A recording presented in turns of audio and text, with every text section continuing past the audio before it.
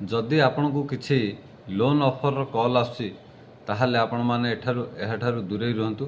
यह एक साइबर ठकई। नमस्कार, मु Ajit Kumar Gaud, cyber police station Brahmapur. मु आपण को मोर साइबर अवेयरनेस पेज को स्वागत करछि।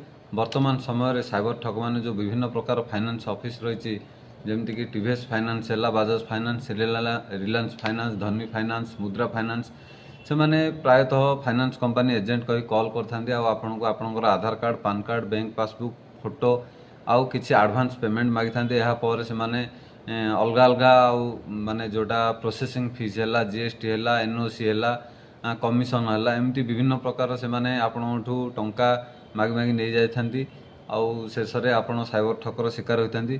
तो आपण मानक जदि यहीपरि किसी कॉल आसे ताहले आपण एठारु दूरे रुहतु। आ वीडियोटी को आपण अन्य मान सहित शेयर करूँ जहाँफल कि समस्ते सचेतन हो पारे। ये जो लोन ऑफर ठके यहाँ बहुत जन ये जो साइबर ठकर शिकार होती। तो डिजिटल दुनिया रे आमको गोटे पाद आगे रहा पड़ो, सचेतन होगा पड़ो, आम परिवार लोक आम सचेतन करा पड़ो। सतर्क रुहतु, सुरक्षित रुहतु। धन्यवाद।